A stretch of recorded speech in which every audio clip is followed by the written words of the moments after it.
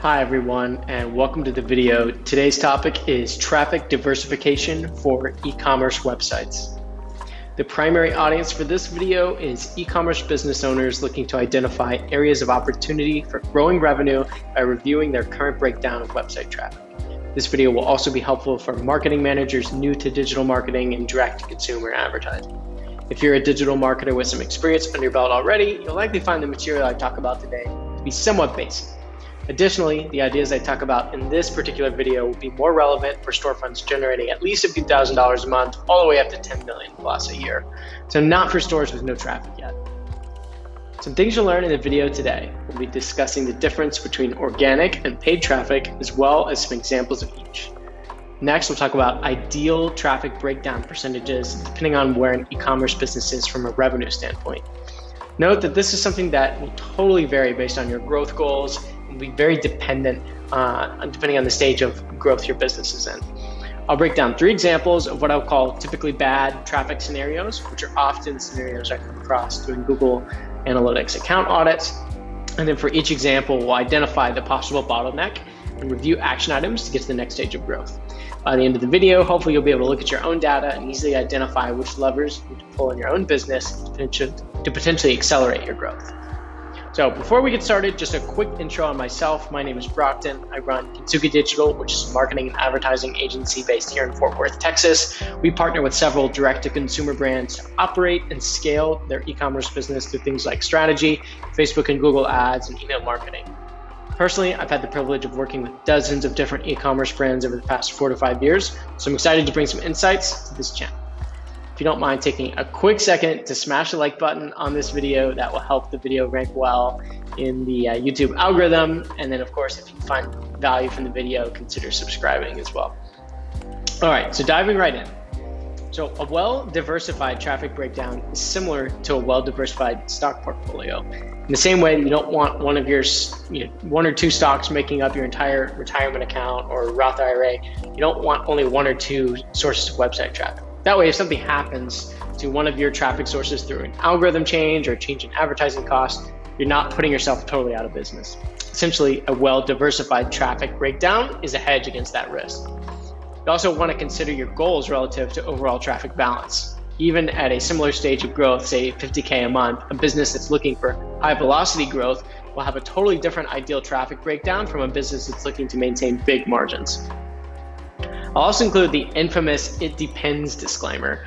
While this video is meant to provide actionable advice, there's no one-size-fits-all template. You should always make sure you're doing the necessary math with your unit economics. Make sure you're well-positioned for a change before you change into an approach to your traffic or before making any investments one way or the other. For the purposes of removing variables, we'll also just assume you already have a good conversion rate on your storefront. First, a super quick breakdown of the difference between organic traffic and paid traffic. Organic traffic consists of direct traffic, Google searches, email marketing, social media channels, and referral traffic from other websites. If you directly type a website into the address bar or click a non-tagged link, like a text from your friend, it will be categorized as direct. Note that you might also see direct traffic increase as a result of an influencer campaign on Instagram, since there are no links there, or even if you're running TV commercials. When you click on a Google search result, but not a search ad or shopping ad, this is considered traffic from organic search. This might be searches for your brand or from searches of products you sell if you rank well for non-branded terms. Traffic from these organic channels is considered free because you don't pay for the clicks. And then usually a healthy amount of organic traffic means you have some level of brand awareness built up already. On the flip side, we have traffic from paid channels, which consists of paid social and paid search. Paid social consists primarily of Facebook and Instagram ads, but it also includes traffic from ads run on other social media sites like Twitter, Pinterest, Snapchat, and even TikTok. Paid search includes both Google search and Google shopping ads. Also within the Google ecosystem are display ads, which are those ads that you see in the margins on websites, among other places, and even YouTube ads. In e-commerce, we consider the primary function of paid social channels being demand generation, and the primary function of paid search channels being demand capture, though the display network and YouTube ad placements offer demand generation opportunity as well. Because you're paying per click for this type of traffic, it's considered paid traffic. I've always liked the analogy that paid traffic is like a water hose, given that you can control the amount of traffic you send to your website simply based on how much money you spend.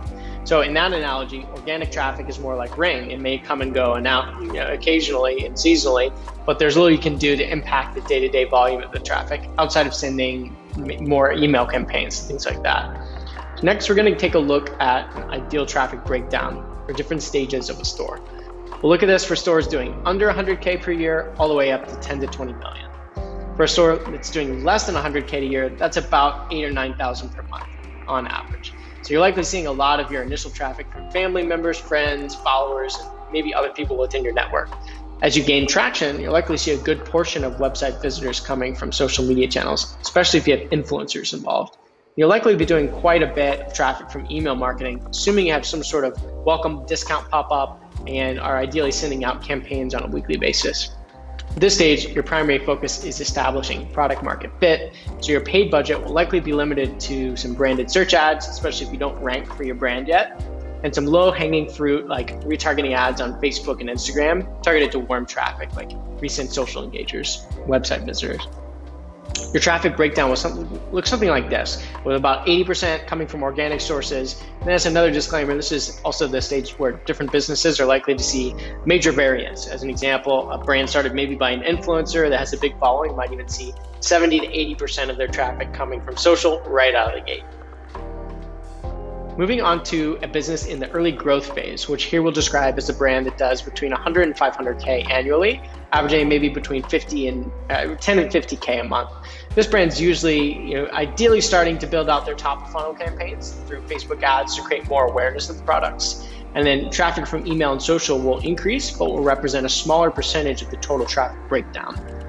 At this stage, organic traffic is still likely to be a higher percentage than paid traffic unless the brand has aggressive growth goals early on. And you can see the breakdown here with 25% of traffic coming from paid social as the largest traffic source and 5% of traffic coming from paid search, where Google Shopping may have been set up at this point, especially if it isn't necessary to run those branded search ads. Next, we'll take a look at a brand entering the scaling phase. This can be a business doing anywhere from 500K a year up to 10 million a year or even more than that. So at this point, product market fit is clearly established, the website's converting well, and increasing traffic will become the primary opportunity to increase revenue. At this stage, a business has already done all the necessary math to identify target customer acquisition costs and to understand what their target return on ad spend or ROAS needs to be for paid traffic. Note that will likely be that ROAS metric will likely be a moving target as spend increases. The ideal traffic breakdown for this scaling phase is probably about a 50-50 breakdown between organic and paid, in terms of about a 50-50 split, with more aggressive brands maybe doing 60-65% on paid traffic, and paid social will remain the largest driver of traffic here. At this point, you'll likely be getting more into Google Shopping as well as maybe some categorical search ads. And then depending on the stage within the scaling phase, you might start to allocate some budget to display ads, YouTube ads, and maybe even allocating 5 to 10% of your paid budget towards newer ad channels like TikTok or even TV or direct mail even. And high-level business goals and product margins will usually dictate how quickly you're able to scale from 500K to 10 million and even higher. And high investments into paid channels will likely speed up the process, but will also cut into profitability. So if maintaining a high margin is important during the entire duration of business growth, a more conservative approach might be preferred. And then here, as a brand matures, there's likely to be a desired shift to less reliance on paid traffic. This will result in much higher marketing efficiency ratio, MER, which is measured by total e-commerce revenue divided by total spend on advertising. And at this point, a brand will likely have built up large email lists and social followings to call upon.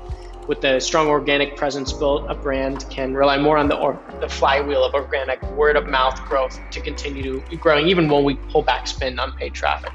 So it's more important than ever for a mature brand to still continue diversifying their traffic pie with traditional and non-traditional sources, and testing new channels, both paid and organic, will be critical in identifying new sources of growth while hedging against any unforeseen risks. All right, now we're going to dive into some scenarios I see when auditing analytics accounts and ad accounts and things like that. So often when we're taking a step back and looking at a prospect's traffic breakdown, it's easy for me to see and identify areas of opportunity that will help them unlock the next level of growth just by figuring out what the bottlenecks are. So first, we'll take a look at a brand that's in the early growth phase and is simply just not making enough of an investment in paid traffic to keep up the growth rate they enjoyed at the beginning of their business. So in this example, we'll assume the brand is doing about 30K in revenue per month. And the problem here is they're relying heavily on organic channels, which will likely result in a slow month-over-month growth rate. Often there will be frustration with the lack of growth, so the brand will start to force growth through extra discounting, sales, things of that nature, trying to squeeze all the juice out of their existing customer list and email list. And the problem is that they don't have a system in place to profitably acquire new customers. So assuming their website converts well, or pretty well, and the business has good margins, the primary opportunity here is to begin significantly, in some cases, investing in demand generation via Facebook and Instagram ads or other paid social channels. And I've written an article on a few things to do before starting to increase investment here, which I'll link in the comments down below in the video. So by beginning to invest in top of funnel advertising, the brand will effectively create a system which will allow it to begin scaling revenue and profit, but it will continue to be frustrating for the brand to achieve any significant growth until they start this process. So if you're an e-commerce business owner and you feel like you might be in this scenario, I encourage you to consider hiring an agency or a consultant to handle this process for you. Make sure you're working with an agency or a consultant or even an internal employee that will go through the process with you to identify what your variable costs are and work with you to establish goals based on the target level of profitability and not just return on ad spend. Okay, moving on to the next scenario. So here we have a brand that's a scaling brand doing about 100K a month, which is effectively over $1 million a year, but only about 5% of their traffic is coming from email marketing. This likely effectively means that they're not using the email channel to its full potential. The big opportunity would be here to increase the email campaign frequency, ideally sending a campaign probably a couple times, maybe even 3 times per week. And additionally, there might be some more automations to set up to drive more consistent day-to-day traffic, especially if they already have maybe just a welcome flow and a cart abandonment flow live. With some of the brands we work with, usually at this point in if they're doing close to $1 million in revenue, we already have a dozen different email flows. So at this point, we also want to note that you'd want to see email generating somewhere between 20 and 25% of store revenue at a minimum, sometimes 30 plus. If you're in this boat right now, Kintsugi Digital does offer a free email marketing audit. So we'll basically tell you exactly what you need to do to improve here. No strings attached. So I'll be sure to link the application for that in the video description as well. And then in our final scenario, we have a scaling brand that is totally over-indexed on paid social. So for this example, we'll use the same revenue stats from the last example. So about 100K a month. The biggest issue here is that 75% of this brand's traffic is coming from Facebook, which is an extremely volatile channel. It changes literally every single day. And then especially with the new privacy and tracking issues brought on by iOS 14 updates, having a huge portion of your traffic coming from one channel is a big risk. Not to mention your overall profitability is likely going to be much smaller unless you have just amazing margins, given that you're paying for all this traffic.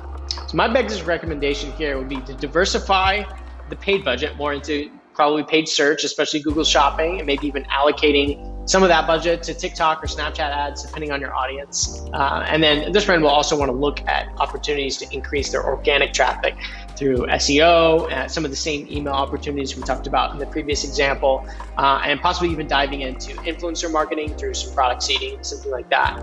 Ultimately, this is probably the most dangerous traffic scenario because a change in Facebook policy or even an accidental temporarily banning of your ad account could result in massive decreases in traffic that could even put your brand out of business if it's not careful, right? All right, so over to you to take some of this information and apply it, right? So first, of course, make sure you're using Google Analytics to track your traffic data. I guess I should have mentioned that at the beginning of the video, but I guess we sort of assumed at this point. And then next, you just want to have a serious discussion about your current business goals. Is it more important for you to grow quickly, or is it more important to maintain high profitability? The answer is probably somewhere in the middle.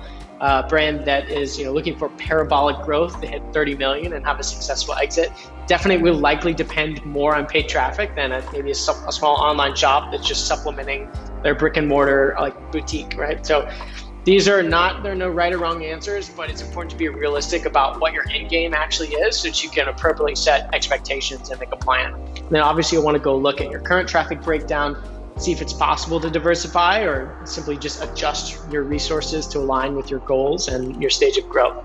And then just make sure you have the right help, right? So if you're already working with an agency or freelancer, or you have internal teams, review the breakdown and the risks your traffic has, and then determine if there's any opportunities to even just remove a simple bottleneck, like adding more emails. If you'd like for us to audit your ad account or email strategy, we'll do that for no cost. And I'll be sure to add links to the agency website where you can fill out short form to get that process started. So anyway, I hope this has been super helpful. I'm excited to get more into making more videos this year. I would appreciate your feedback or any topics you'd like to hear more about or like for me to make a video about. Just drop a comment. And then again, would really appreciate you smashing the like button. Consider subscribing for more videos like this one, and I'll see you in the next one.